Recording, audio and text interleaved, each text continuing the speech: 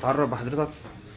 دكتور جمعة عبد البديع رضوان، رئيس الإدارة المركزية لمعاهد الدقهلية الأزهرية. طبعا حضرتك عارف يا دكتور الأحداث اللي حصلت في الأزهر في الكام يوم السابق، وتسمم ما يقرب من 500 طفل، 500 أكثر من 500 طالب. وبعديها طلع الدكتور عصام العريان في برلمان شورى وقال لابد من إقالة شيخ الأزهر. فأنت رأي حضرتك إيه من الموقف؟ ولما لم يقل بإقالة رئيس الوزراء بتاعه لما طلاب الأزهر ماتوا تحت عجلات القطار؟ يا دكتور عصام، إنك بهذا الإعلان تعري نفسك أمام الحقيقة وتكيل بالمكيالين. لما تكيل بالمكيالين وأنت الذي تدعي أنك إخوان مسلمين؟ إن هذا تدخل سافر. معنى ذلك أنك لابد أن تقيل رئيس الوزراء الذي كان سببا في إهمال مسؤول القطار ومسؤولين القطارات والسكك الحديدية كلها. أين كنت؟ ولما لم تصرح؟ ولما لم تذهب إلى المنكوبين؟ لما تكيلون المكيالين للأزهر؟ ماذا تريدون من الأزهر؟ المسألة ليست مسألة تسمم يا دكتور عصام، المسألة تصفية حسابات. لم يبقى أمامكم إلا الأزهر، ولكن يا دكتور عصام الأزهر سيظل باق، هامته ستظل مرفوعة، عمامته ستظل في السماء. لن يستطيع أحد أن يحني جباه الأزهريين مهما كان، لأن الأزهر سلطة مستقلة بقانون في الدستورين القديم والحديث.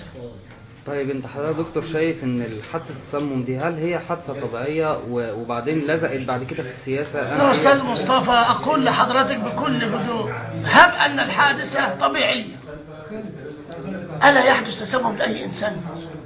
أليس التسمم الغذائي أمر وارد في أي وقت؟ من قبل ذلك بعدة أسابيع في اسكندرية حصل تسمم برضه، ما كانش فيه نفس الضجة، بس الضجة أنا بقول ليه الكيل المكيالين؟ تسمم الاسكندرية ما عملتوش فيه كده ليه؟ اشمعنى الأزهر؟ الأزهر هرم المسلمين الأول، وعلى قمة الهرم إمام المسلمين الأكبر، ونقول لا لمساس الأزهر بسهولة. لما الكيل؟ وأمر أمر التسمم الغذائي أمر وارد يا أستاذ مصطفى، أمر وارد جدا أن يحدث تسمم غذائي، سواء كان متعمد أو متأخر. أنا لا أناقش هذه القضية، المناقشة فيها ليس لها داعي. الذي يناقشها يقول ماذا فعل الإمام الأكبر؟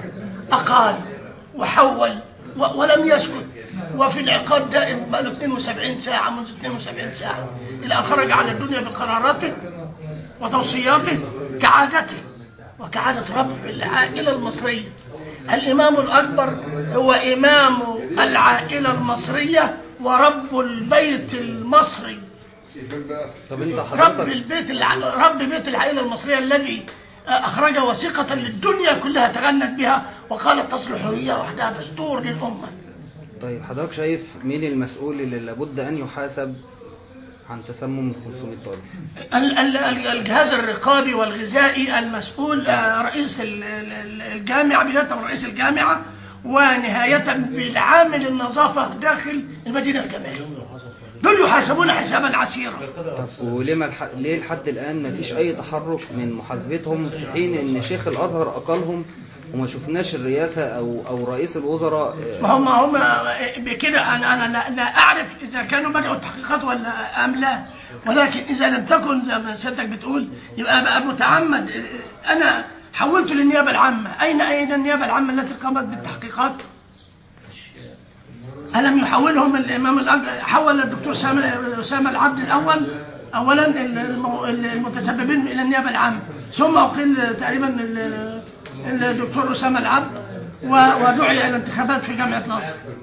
طيب حضرتك في رسالة مختصرة توصل رسالة إيه للشعب المصري من الأزهر، وتوصل رسالة إيه للدكتور مرسي رئيس الجمهورية برضه من الأزهر؟ أبدأ بالسيد رئيس الجمهورية. سيد الرئيس الذي انتخبت رئيسا للجمهورية، لا أقول يجب، لأنني ابن من أبنائك وأكاديمي وحاصل على الدكتوراه ولنا الشرف أن نعمل في المجال الأكاديمي، أقول لحضرتك انظر إلى الأمور جيدا كعادتك، فأنت رجل متدين ونحن نشهد لك جميعا بأنك رجل متدين، ولا تكل بمكيالين، واستمع إلى صوت الضمير. يا سيد الرئيس، استمع إلى صوت الضمير الذي يمليه عليك ضميرك أولا. لولا الأزهر ما كانت مصر، والأزهر هو الذي يقف أمامك وخلف سيادتك، يلملم شمل البيت المصري من جميع الطوائف، ويخرج وثائق ومنشورات لتأييد مسيرتكم، فلما تكيلون له بمكيالين؟ يا سيد الرئيس، الأزهر في وضع مستقل وأنت تعلمه جيدا، والأزهر لن يتنازل عن وضعه المستقل، ولك تحيات كل أزهري عندما تقف مع الحق، وعهدناك دائما كذلك. والشعب المصري، أما شعب مصر يا شعبنا الكريم، أزهرك هو هرمك، هو هرم المسلمين الأول.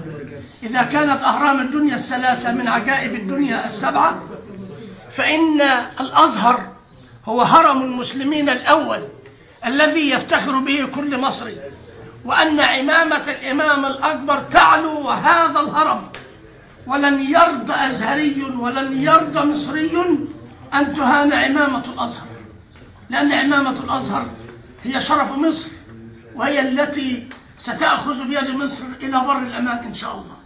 إن شاء الله. شكرا لحضرتك دكتور.